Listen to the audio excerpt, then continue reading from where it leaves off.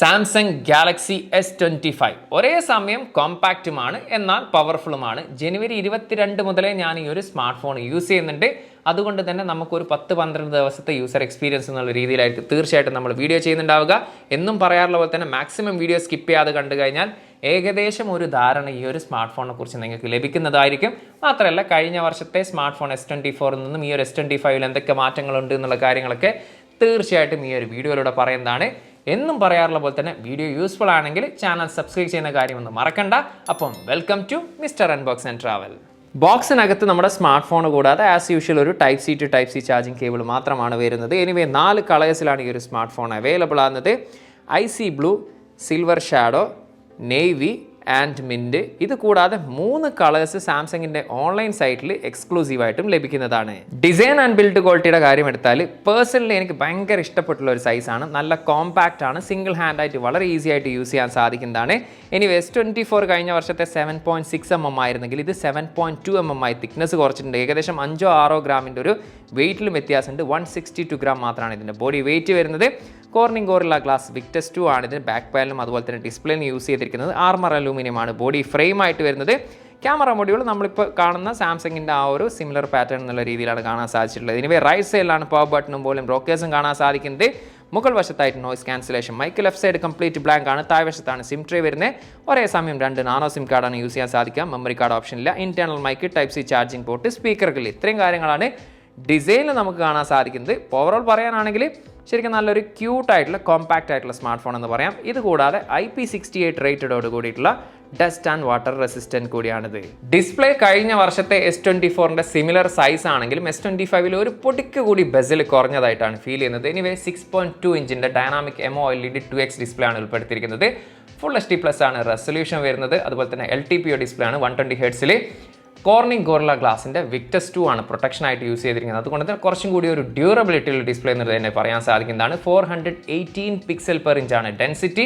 നല്ല ഷാർപ്പ് ആയിട്ടുള്ള ഡിസ്പ്ലേ ആയിട്ട് തന്നെയാണ് ഫീൽ ചെയ്യുന്നത്. 2600 നിറ്റ്സ് ആണ് ഇതിൻ്റെ മാക്സിമം ബ്രൈറ്റ്നസ് ലെവൽ വരുന്നത്. അതുകൊണ്ട് തന്നെ വെളിയിലൊക്കെ പോയാൽ തന്നെ ഏത് സിറ്റുവേഷനിലും നമുക്ക് കാര്യങ്ങളൊക്കെ നല്ല രീതിയിൽ ഇതിൽ റീഡ് ചെയ്യാൻ സാധിക്കുന്നുണ്ട്. HDR10+ ഇതിൽ സപ്പോർട്ടാണ്.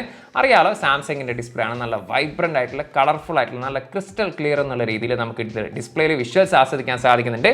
ഓവറോൾ ഡിസ്പ്ലേ വെച്ച് പറയാനാണെങ്കിൽ യാതൊരു സംശയത്തിൻ്റെ ആവശ്യമില്ല. One of the best display എന്നുള്ള രീതിയിൽ തന്നെയാണ് ഇതെനിക്ക് ഫീൽ ചെയ്തിട്ടുള്ളത്. ഗാലക്സി S25 സീരീസിൻ്റെ ലോഞ്ച് ഇവൻറ്റിൽ ആശ്വാസം നൽകിയ സ്മാർട്ട് ഫോണിൽ ഒരുവനാണ് ഇവർ. കഴിഞ്ഞ വർഷം നമുക്കറിയാം സാംസങ് ചെറുതായിട്ട് ഒരു ജാതി വർണ്ണ വിവേചനം കാണിച്ചിരുന്നു. ഇന്ത്യക്കാർക്കൊന്ന്, അമേരിക്കക്കാർക്ക് വേറൊന്നുള്ള രീതിയിൽ. പക്ഷേ ഇത്തവണ ലോകത്തുള്ള സകലമാന മനുഷ്യർക്കും ഒരേ ഒരു പ്രോസസ്സറാണ് കൊടുത്തിട്ടുള്ളത്. സാംസങ്ങിന് വേണ്ടിയിട്ട് കോൾകോം സ്നാപ്ഡ്രാഗൺ 8 Elite എന്ന് പറയുന്ന ചിപ്സെറ്റ്. അതെന്തിനാണ് സാംസങ്ങിന് വേണ്ടി എന്ന് പറഞ്ഞു ചോദിച്ചു കഴിഞ്ഞാൽ സാധാരണ മറ്റ് സ്മാർട്ട് ഫോണുകൾക്ക് ഒക്ടാ കോറിൽ 4.32 GHz ആണ് ക്ലോക്ക് സ്പീഡ് വരുന്നെങ്കിൽ സാംസങ് എന്നുള്ള രീതിയിൽ ഒക്ടാ കോറിൽ 4.47 GHz ആണ് ക്ലോക്ക് സ്പീഡ് വരുന്നത്. സെയിം 3 nm ടെക്നോളജി തന്നെയാണ് യൂസ് ചെയ്തിരിക്കുന്നത്. Adreno 830 ആണ് ഇതിൽ ഉപയോഗിച്ചിരിക്കുന്നത് GPU എന്ന് പറയുന്നത്. അതുപോലെ മറ്റൊരു വ്യത്യാസം എന്ന് പറയുന്നത് കഴിഞ്ഞ വർഷം 8GB റാമിൽ 128 എന്നുള്ള രീതിയിൽ സ്മാർട്ട് ഫോൺ S24 ഇറക്കിയിരുന്നെങ്കിൽ ഇത്തവണ ആ ഒരു 8GB റാം എന്ന് പറയുന്ന ഓപ്ഷൻ ഇല്ല. എല്ലാ വേരിയൻറ്റും 12GB റാമിൽ വരുന്നത്. അതായത് 12GB റാമിൽ 128, 12GB റാമിൽ 256GB, 12GB റാമിൽ 512GB. UFS storage type ഒരൊറ്റ ടൈപ്പാണ് വരുന്നത് 4.0. അതുപോലെ തന്നെ LPDDR5X ആണ് റാം ടൈപ്പ് വരുന്നത്. എനിവേ പെർഫോമൻസ് സൈഡിൽ പറയാനാണെങ്കിൽ ഒരു കുഴപ്പമില്ല. നല്ല കിഡിലനായിട്ട് നല്ല സ്മൂത്ത് ആയിട്ട് തന്നെ ഇത് പെർഫോം ചെയ്യുന്നുണ്ട്. യാതൊരു തരത്തിലുള്ള ഇഷ്യൂസോ കാര്യങ്ങളോ എനിക്ക് ഇതുവരെ ഫേസ് ചെയ്യേണ്ടതൊന്നുമില്ല. നല്ല കിഡിലൻ പെർഫോമൻസ് എന്നുള്ള രീതിയിൽ തന്നെ നമുക്കിതിൽ പെർഫോമൻസ് സൈഡ് നമുക്ക് കാണാൻ സാധിക്കുന്നുണ്ട്. കണക്ടിവിറ്റിയുടെ സൈഡിലേക്ക് വന്നു കഴിഞ്ഞാൽ ഡ്യുവൽ 5G ബാൻഡ് ഇതിൽ സപ്പോർട്ടാണ്. 18ഓളം 5G ബാൻഡാണ് ഇതിൽ സപ്പോർട്ടാണ്. ഡ്യുവൽ 4G LT ഇതിൽ സപ്പോർട്ടാണ്. നമുക്ക് ഒരേ സമയം 2 നാനോ സിം കാർഡ് പ്ലസ് ഈ സിം കാർഡ് എന്നുള്ള രീതിയിൽ നമുക്ക് സിം കാർഡ് രജിസ്റ്റർ ചെയ്യാൻ സാധിക്കും. പക്ഷേ ഒരു സമയം 2 നെറ്റ്വർക്ക് മാത്രമേ ആക്സസ് ചെയ്യാൻ സാധിക്കൂ. ഒന്നെങ്കിൽ ഒരു നാനോ സിം കാർഡ് പ്ലസ് ഈ സിം കാർഡ് എന്നുള്ള രീതിയിൽ, അല്ലെങ്കിൽ 2 നാനോ സിം കാർഡ് എന്നുള്ള രീതിയിൽ. എനിവേ Wi-Fi 7 ആണ് ഇതിൽ യൂസ് ചെയ്തിരിക്കുന്നത്. ബ്ലൂടൂത്തിൻ്റെ 5.4 ആണ് വരുന്നത്. NFC-യും ഇതിൽ സപ്പോർട്ടാണ്. ആൻഡ്രോയിഡ് 15ലാണ് ഈ ഒരു സ്മാർട്ട് ഫോൺ പ്രവർത്തിക്കുന്നത്. 1 UI വരുന്നത് 7.0 ആണ്. 7 വർഷത്തെ software update and security patch update ലഭിക്കുക. അതായത് ആൻഡ്രോയിഡ് 22 വരെ ഈ ഒരു സ്മാർട്ട് ഫോൺ നമുക്ക് ലഭിക്കുന്നതാണ്. എനിവേ എന്നെ സംബന്ധിച്ചിടത്തോളം എനിക്ക് ഭയങ്കര ഇഷ്ടപ്പെട്ടുള്ള ഒരു യൂസർ ഇൻ്റർഫേസ് ആണ് ഈ ഒരു 7.0 എന്ന് പറയുന്നത്. എസ്പെഷ്യലി ആ ഒരു ഐക്കൺസിൻ്റെ കാര്യമെടുത്താലും ഇവൻ now bar, now brief, notification panel, control panel, ഇവൻ സെറ്റിംഗ്സിൻ്റെ ഒക്കെ ആ ഒരു രൂപമൊക്കെ കാണുമ്പോൾ ശരിക്കും നമുക്കൊരു റിഫ്രഷ്മെൻറ്റ് നമുക്ക് ഫീൽ ചെയ്യുന്നുണ്ട്. അതായത് ഒരു പുതുമ നമുക്കിതിൽ ഫീൽ ചെയ്യുന്നുണ്ട്. മാത്രമല്ല ഒരു നീറ്റ് ആൻഡ് ക്ലീൻ ആയിട്ടുള്ള യൂസർ ഇൻ്റർഫേസ് എന്നുള്ള രീതിയിലാണ് എനിക്ക് പേഴ്സണലി ഫീൽ ചെയ്തിട്ടുള്ളത്. അതുപോലെ തന്നെ ഒട്ടനവധി AI ഫീച്ചേഴ്സ് കഴിഞ്ഞ വർഷം ഉൾപ്പെടുത്തിയിട്ടുള്ള ഈവൻ ഗൂഗിൾ ജെമിനിയുടെ തന്നെ ഒരുപാട് AI ഫീച്ചേഴ്സും കാര്യങ്ങളും. ഇപ്പോൾ ഉദാഹരണങ്ങൾ പറയുകയാണെങ്കിൽ നമുക്ക് ഓഡിയോ എറേസർ അല്ലെങ്കിൽ ഇമേജ് എഡിറ്റർ തുടങ്ങിയിട്ടുള്ള ഒട്ടനവധി ഫീച്ചേഴ്സ് നമുക്കിതിൽ ഉൾപ്പെടുത്തിയിട്ടുണ്ട്. എനിവേ S25 അൾട്രയുടെ ആ ഒരു റിവ്യൂ ചെയ്ത സമയത്ത് നമ്മൾ ഡീറ്റെയിൽ ആയിട്ട് AI ഫീച്ചേഴ്സും കാര്യങ്ങളൊക്കെ പറഞ്ഞിട്ടുണ്ട്. അതുകൊണ്ട് തന്നെ നമുക്ക് ഈ ഒരു വീഡിയോയിൽ നമ്മൾ AI ഫീച്ചേഴ്സും കാര്യങ്ങളൊന്നും പറയുന്നില്ല. അത്തരത്തിൽ AI ഫീച്ചർ കാണണമെന്ന് ആഗ്രഹമുള്ളവർക്ക് തീർച്ചയായിട്ടും ആ ഒരു S25 അൾട്രയുടെ റിവ്യൂ കണ്ടു കഴിഞ്ഞാൽ ഏകദേശം ഒരു ധാരണ നിങ്ങൾക്ക് ലഭിക്കുന്നതാണ്. Anyway overall software and hardware സൈഡിൽ പറയുകയാണെങ്കിൽ തീർച്ചയായിട്ടും ഒരു സാറ്റിസ്ഫൈഡ് എന്നുള്ള രീതിയിൽ തന്നെയാണ് എനിക്ക് ഫീൽ ചെയ്തിട്ടുള്ളത്. കഴിഞ്ഞ വർഷത്തെ S24ന്റെ സെയിം ബാറ്ററി കപ്പാസിറ്റി തന്നെയാണ് ഈ S25 വരുന്നത്. 4000 mAh ബാറ്ററിയും 25 വാട്ടാണ് മാക്സിമം ചാർജിങ് സ്പീഡ്. 15 വാട്ടിന്റെ വയർലെസ് ചാർജിങ്ങും 4.5 വാട്ടിന്റെ റിവേഴ്സ് വയർലെസ് ചാർജിങ്ങും. എനിവേ ബാറ്ററി പെർഫോമൻസിൽ എനിക്ക് പേഴ്സണലി കുറച്ചും കൂടി ഒരു ഇമ്പ്രൂവ് ആയിട്ട് തോന്നിയിട്ടുണ്ട്. S24നേക്കാളും കുറച്ചും കൂടി ഒരു മണിക്കൂർ അല്ലെങ്കിൽ കുറച്ചും കൂടി സമയം നമുക്കിതിൽ S25 ബാറ്ററി അധികം പെർഫോമൻസ് ചെയ്യുന്നത് കാണാൻ സാധിക്കുന്നുണ്ട്. തീർച്ചയായിട്ടും ആ ഒരു പ്രോസസ്സറിൻ്റെ ചേഞ്ചും കാര്യങ്ങളൊക്കെ തന്നെയാണ്.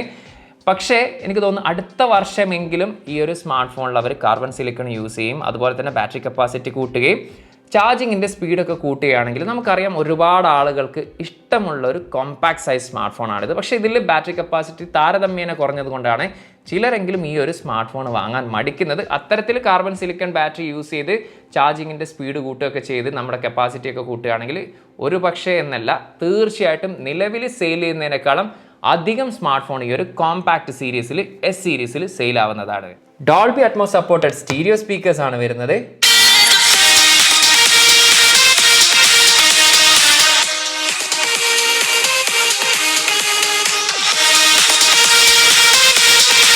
സ്റ്റീരിയോ സ്പീക്കേഴ്സ് ആയതുകൊണ്ട് തന്നെ ആസ് യൂഷ്വൽ അത്യാവശ്യം ലൗഡിയാണ്. അതുപോലെ തന്നെ നല്ലൊരു ബേസും നമുക്കിതിൽ ഫീൽ ചെയ്യുന്നുണ്ട്. Overall one of the best speaker quality എന്നുള്ള രീതിയിലാണ് ഫീൽ ചെയ്തിട്ടുള്ളത്.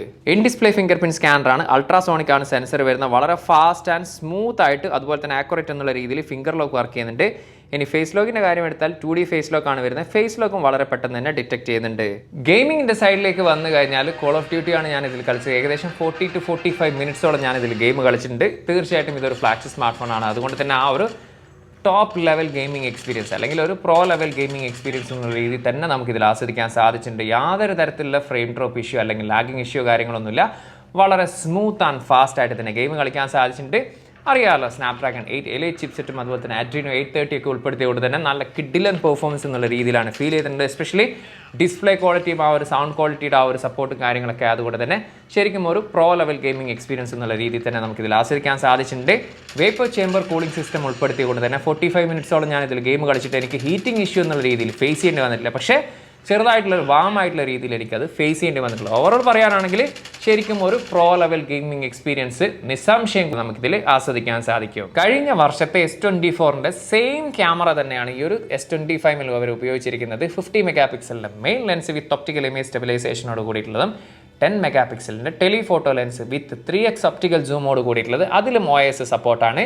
12 മെഗാ പിക്സലിൻ്റെ ultra wide lens. Anyway rear ക്യാമറയിൽ എടുത്തിരിക്കുന്ന ഫോട്ടോസിനെ കുറിച്ച് പറയാനാണെങ്കിൽ അത്ര ഗംഭീരമായിട്ടുള്ള മാറ്റമുണ്ടോ എന്ന് ചോദിച്ചാൽ S24ൽ നിന്നും ഗംഭീരമായിട്ടുള്ള മാറ്റമില്ല. പക്ഷേ മൈന്യൂട്ടായിട്ടുള്ള മാറ്റമുണ്ട്. എസ്പെഷ്യലി ഡീറ്റെയിൽസിൻ്റെ കാര്യത്തിൽ കുറച്ചും കൂടി ഒരു ഇമ്പ്രൂവ് ആയിട്ട് ഫീൽ ചെയ്യുന്നുണ്ട്. നമുക്കറിയാം ഓൾറെഡി S24ൻ്റെ ഫോട്ടോ എന്ന് പറയുന്നത് അത്യാവശ്യം നല്ല ഫോട്ടോഗ്രാഫിയും കാര്യങ്ങളൊക്കെ ലഭിക്കുന്ന ഫോണാണ്. അതുകൊണ്ട് തന്നെ S25ൻ്റെത് അതിലും കുറച്ചും കൂടി ബെറ്റർ എന്നുള്ള രീതിയിലാണ് ഫീൽ ചെയ്തിട്ടുള്ളത്. എസ്പെഷ്യലി ഡയലൈറ്റ് പെർഫോമൻസ് ഗംഭീരം എന്നുള്ള രീതിയിൽ ഫീൽ ചെയ്തിട്ടുണ്ട്. അതുപോലെ തന്നെ HDR പെർഫോമൻസ് എനിക്കറിയാം സാംസങ്ങിൻ്റെ ആ ഒരു HDR ഫോട്ടോസ് എന്നൊക്കെ പറയുന്നത് നമ്മളെ ബ്യൂട്ടിഫുൾ ആയിട്ടുള്ള ഫോട്ടോസാണ് ലഭിക്കുന്നത്. അത്തരത്തിലുള്ള ഫോട്ടോസ് നമുക്ക് ലഭിച്ചിട്ടുണ്ട്. ഈവൻ മാക്രോ ഫോട്ടോഗ്രാഫിയും അത്യാവശ്യം നല്ല രീതിയിൽ തന്നെ കാണാൻ സാധിച്ചിട്ടുണ്ട്. പോർട്രേറ്റ് ഫോട്ടോസും നല്ല രീതിയിൽ തന്നെ കാണാൻ സാധിച്ചിട്ടുണ്ട്. ആർട്ടിഫിഷ്യൽ ലൈറ്റിംഗ് കണ്ടീഷൻ ഉണ്ടെങ്കിൽ നൈറ്റ് ഫോട്ടോഗ്രാഫിയും ഗംഭീരം എന്നുള്ള രീതിയിൽ ഫീൽ ചെയ്തിട്ടുണ്ട്. അതുപോലെ തന്നെ എടുത്ത് പറയുന്ന മറ്റൊരു കാര്യം എന്ന് പറയുന്നത് കഴിഞ്ഞ വർഷത്തെ നൈറ്റ് വീഡിയോഗ്രാഫി എന്ന് പറയുന്നത് അത്ര ഒരു സൂപ്പർബ് എന്നുള്ള രീതിയിൽ നമുക്ക് ഫീൽ ചെയ്തില്ല. ചെറുതായിട്ടുള്ള ഗ്രെയിനും കാര്യങ്ങളൊക്കെ നമുക്ക് വീഡിയോയിൽ കാണാൻ സാധിച്ചിട്ടുണ്ടെങ്കിൽ ഇത്തവണ കുറച്ചും കൂടി അത് ഇമ്പ്രൂവ് ആയിട്ട് ഫീൽ ചെയ്തിട്ടുണ്ട്. ഈവൻ ഞാനൊരു മീഡിയം ലൈറ്റ് കണ്ടീഷനിലാണ് ഷൂട്ട് ചെയ്തത്. അത്തരത്തിൽ പോലും നമുക്ക് വലിയ ഗ്രെയിൻസോ കാര്യങ്ങളൊന്നും കാണുന്നില്ല. അത്യാവശ്യം നല്ല രീതിയിലുള്ള വീഡിയോഗ്രാഫി നമുക്ക് നൈറ്റിലും എടുക്കാൻ സാധിച്ചിട്ടുണ്ട്. എനിവേ ടെലിഫോട്ടോ ലെൻസിൻ്റെ കാര്യം എടുത്തു കഴിഞ്ഞാൽ ഹ്യൂമൻ പോർട്രേറ്റ് നല്ല ഗംഭീരം എന്നുള്ള രീതിയിൽ എസ്പെഷ്യലി എഡ്ജ് ഡിറ്റക്ഷനും അതുപോലെ തന്നെ ആ ഒരു ബൊക്കെ എഫക്റ്റ് ഒക്കെ നല്ല രീതിയിൽ തന്നെ നമുക്ക് കാണാൻ സാധിച്ചിട്ടുണ്ട്. ഈവൻ ഹ്യൂമൻ അല്ലെങ്കിൽ മറ്റ് പോർട്രേറ്റ് ഫോട്ടോസും കാര്യങ്ങളൊക്കെ തന്നെ നല്ല രീതിയിൽ കാണാൻ സാധിച്ചിട്ടുണ്ട്. Up to 30x digital zoom വരെ നമുക്ക് ആ ഒരു ടെലിഫോട്ടോ ലെൻസ് ഉപയോഗിച്ചുകൊണ്ട് നമുക്ക് ഫോട്ടോസ് എടുക്കാൻ സാധിക്കും. കുഴപ്പമില്ലാത്ത രീതിയിലുള്ള ഡീറ്റെയിൽസും കാര്യങ്ങളൊക്കെ നമുക്ക് അതിലും കാണാൻ സാധിച്ചിട്ടുണ്ട്. അൾട്രാ വൈഡ് 12 മെഗാ പിക്സൽ ആയതുകൊണ്ട് തന്നെ ഭയങ്കരമായിട്ടുള്ള ഡീറ്റെയിൽസും കാര്യങ്ങളൊന്നും കാണാൻ സാധിക്കുന്നില്ലെങ്കിൽ നമുക്ക് കുഴപ്പമില്ലാത്തൊരു ഫോട്ടോസ് എന്നുള്ള രീതിയിലാണ് എനിക്ക് അൾട്രാ വൈഡ് ലെൻസിൽ എടുത്തിരിക്കുന്ന മിക്ക ഫോട്ടോസും എനിക്ക് ഫീൽ ചെയ്തിട്ടുള്ളത്.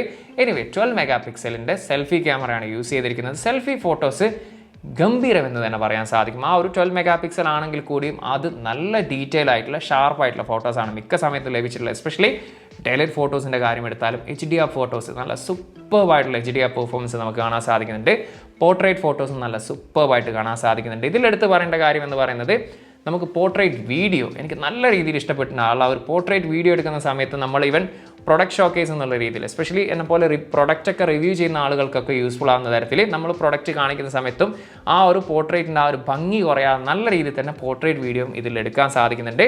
ആർട്ടിഫിഷ്യൽ ലൈറ്റിംഗ് കണ്ടീഷൻ ആണെങ്കിൽ നൈറ്റ് ഫോട്ടോഗ്രാഫി നല്ല രീതിയിൽ തന്നെ എടുക്കാൻ സാധിക്കുന്നുണ്ട്. അപ്പോൾ ഓവറോൾ ക്യാമറ പെർഫോമൻസ് യാതൊരു സംശയത്തിൻ്റെയും കാര്യമില്ല, one of the best camera performance എന്നുള്ള രീതിയിൽ തന്നെയാണ് ഫീൽ ചെയ്തിട്ടുള്ളത്. ക്യാമറയെ പറ്റി പറഞ്ഞ സമയത്ത് പറയാൻ വിട്ടുപോയ ഇമ്പോർട്ടൻ്റ് ആയിട്ടുള്ള ഒരു കാര്യം എന്ന് പറയുന്നത് പ്രോ വീഡിയോ മോഡിൽ നമുക്കിതിൽ ലോഗ് പ്രൊഫൈലിൽ വീഡിയോ ഷൂട്ട് ചെയ്യാൻ സാധിക്കുമെന്നതാണ്. അതായത് പ്രൊഫഷണലി വീഡിയോഗ്രാഫ് ചെയ്യുന്ന ആളുകൾ മിക്ക ആളുകളും ലോഗ് പ്രൊഫൈലാണ് വീഡിയോ ഷൂട്ട് ചെയ്യാറ്. അതിനുശേഷം വേണ്ട രീതിയിലുള്ള കളർ ഗ്രേഡിങ്ങും കാര്യങ്ങളൊക്കെയാണ് സാധാരണ കൊടുക്കാറുള്ളത്. അപ്പോൾ അത്തരത്തിൽ നിങ്ങളുടെ വീഡിയോസ് കുറച്ചും കൂടി ഒരു പ്രൊഫഷണൽ ആയിട്ടുള്ള രീതിയിൽ ഷൂട്ട് ചെയ്യണമെന്ന് ആഗ്രഹമുള്ളവർക്ക് തീർച്ചയായിട്ടും യൂസ്ഫുൾ ആവുന്ന ഒരു ഫീച്ചർ തന്നെയാണ് ഈ ഒരു ലോഗ് പ്രൊഫൈലിൽ വീഡിയോ ഷൂട്ട് ചെയ്യാൻ പറ്റുമെന്നത്. റിയർ ക്യാമറ വീഡിയോ ഫുട്ടേജ് ആണ് 8K 30 ഫ്രെയിം പെർ സെക്കൻഡ് ആണ് മാക്സിമം വീഡിയോ റെസൊല്യൂഷൻ. അതിനാണ് നമ്മളിപ്പോൾ ഷൂട്ട് ചെയ്യുന്നത്. 8K ഏറ്റവും കിടിലനായിട്ടുള്ള വീഡിയോ പെർഫോമൻസ് തന്നെയാണ് നമുക്ക് സാംസങ് സ്മാർട്ട് ഫോണിൽ ഇപ്പോൾ പൊതുവെ കാണാറുള്ളത്. അതുപോലെ തന്നെ കളേഴ്സ് ഒരു ഇത്തിരി കോൺട്രാസ്റ്റ് ആയിട്ട് ഫീൽ ചെയ്യുന്നുണ്ട്. HDR പെർഫോമൻസ് സൂപ്പർബ് എന്നുള്ള രീതിയിൽ തന്നെ പറയാൻ സാധിക്കും. One of the best 8K video എന്നുള്ള രീതിയിൽ തന്നെ പരിഗണിക്കാൻ പറ്റും. 4K 60 ഫ്രെയിം പെർ സെക്കൻഡ് ആണ് നമ്മളിപ്പോൾ വീഡിയോ ഷൂട്ട് ചെയ്യുന്നത്. 8K വീഡിയോ നമ്മൾ ഓൾറെഡി കണ്ടു കഴിഞ്ഞു. അത്യാവശ്യം നല്ല രീതിയിലുള്ള ഒരു വീഡിയോ ഫുട്ടേജ് ആയിരുന്നു അത്. അത്തരത്തിൽ തന്നെ നല്ല രീതിയിലുള്ളൊരു സ്റ്റെബിലിറ്റിയും HDR പെർഫോമൻസ് ഒക്കെ നമുക്ക് ഇതിലും കാണാൻ സാധിക്കും. അപ്പോൾ overall one of the best 4K video എന്നുള്ള രീതിയിലാണ് ഫീൽ ചെയ്തിട്ടുള്ളത്. സെൽഫി വീഡിയോ ഫുട്ടേജ് ആണ് 4K 60 ഫ്രെയിം പെർ സെക്കൻഡ് ആണ് മാക്സിമം വീഡിയോ റെസൊല്യൂഷൻ. അതിലാണ് നമ്മളിപ്പോൾ ഷൂട്ട് ചെയ്തത്. നല്ല രീതിയിലുള്ളൊരു സ്റ്റെബിലിറ്റി കാണാൻ സാധിക്കും. എനിക്ക് എപ്പോഴും പേഴ്സണലി സാംസങ്ങിൻ്റെ ഒരു സെൽഫി വീഡിയോയിൽ ഏറ്റവും ഇഷ്ടപ്പെടുന്ന കാര്യം എന്ന് പറയുന്ന ആ ഒരു HDR പെർഫോമൻസ് ആണ്. ആ ഒരു സ്കൈ ഒക്കെ ബ്യൂട്ടിഫുൾ ആയിട്ട് നമുക്ക് കാണാൻ സാധിക്കുന്നുണ്ട്. അതുപോലെ തന്നെ ഓവറോൾ പറയാനാണെങ്കിൽ ഡീറ്റെയിൽസും കാര്യങ്ങളൊക്കെ നമുക്ക് നല്ല രീതിയിൽ ഫേസിലും കാണാൻ സാധിക്കുന്നുണ്ട്. One of the best 4K video എന്നുള്ള രീതിയിൽ തന്നെയാണ് എനിക്ക് ഫീൽ ചെയ്തിട്ടുള്ളത്. ഈ ഒരു ഫോണിൻ്റെ പ്രൈസ് ഇവിടെ ഖത്തറിൽ വരുന്നത് 12GB + 128-ന് 3114 ഖത്തറിയാണ്. ഏകദേശം ഇന്ത്യയുടെ 73,000-ഉം 12GB + 250GB ആണെങ്കിൽ 3414 ഖത്തറിയാണ്. ഏകദേശം ഇന്ത്യയുടെ 80,000 ആണ് ഇതിന് പ്രൈസ് വരുന്നത്. ഇന്ത്യയിൽ എനിക്ക് തോന്നുന്നു 256GBക്ക് 89,900 സംതിങ്, അതായത് 90,000 രൂപ, ഏകദേശം 10,000 രൂപയുടെ വ്യത്യാസം. അത് രൂപയുടെ മൂല്യം കുറഞ്ഞതുകൊണ്ട് നന്നായി, ഇല്ലെങ്കിൽ 10,000, 15,000, 20,000 രൂപയുടെ വ്യത്യാസം ഉണ്ടായിരുന്നു. എനിവേ ഈ ഒരു സ്മാർട്ട് ഫോൺ 512GB അവൈലബിൾ ആണ്. പക്ഷേ നമുക്ക് സാധാരണ സ്റ്റോറുകളിൽ ലഭ്യമല്ല, സാംസങ്ങിൻ്റെ ഓൺലൈൻ സ്റ്റോറിലാണ് ലഭിക്കുന്നത്.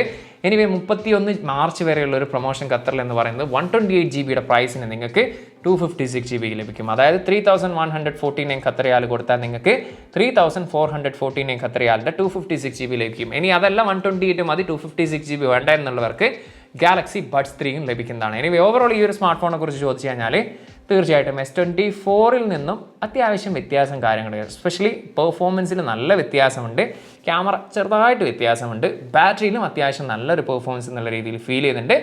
ആസ് യൂഷ്വൽ ലുക്ക് വൈസ് വലിയ വ്യത്യാസമോ കാര്യങ്ങളൊന്നുമില്ല, സെയിം ഒരു ഫീലിംഗ് എന്നുള്ള രീതിയിലാണ്.